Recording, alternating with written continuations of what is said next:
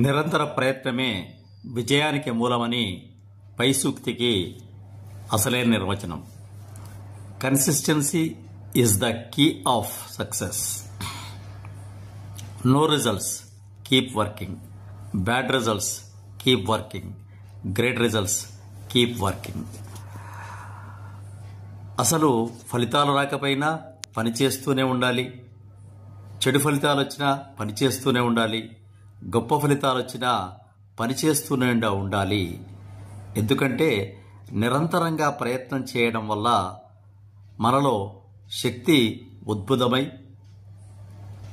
కార్యాన్ని సాధించేటువంటి నైపుణ్యం పెరుగుతోంది.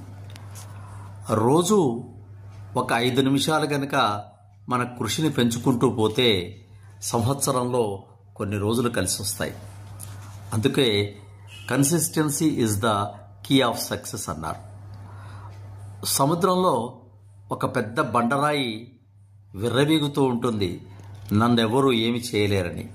కానీ అలా నిరంతరంగా ఆ బండరాయిని తాకి చివరకు బండరాయి కరిగిపోయేటట్టుగా చేస్తుంది.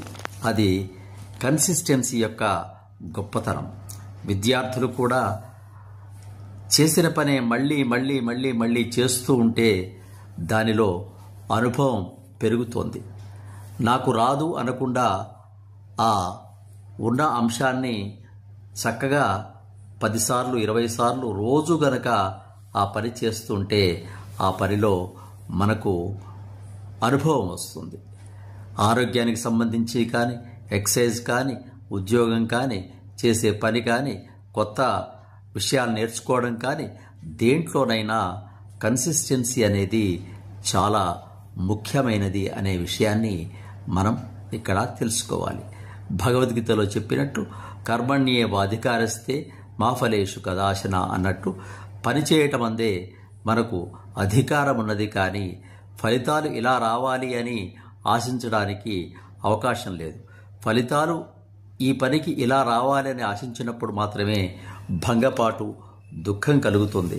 కాబట్టి పని మీదనే దృష్టి పెట్టి ఎల్లప్పుడూ నిరంతరంగా ఆ పని చేయడానికి పూనుకోవడమే విజయం యొక్క లక్షణం. కాబట్టి కన్సిస్టెన్సీని వదిలిపెట్టకండి, నిరంతర ప్రయత్నం చేస్తూ ఉండండి అని ఈ సూక్తి యొక్క ముఖ్య ఉద్దేశం. సబ్స్క్రైబ్ ఆచార్య శ్రీ సూక్తి ఛానల్. శుభం భూయాత్. సమస్త సన్మంగళాని భవంతు. స్వస్తి.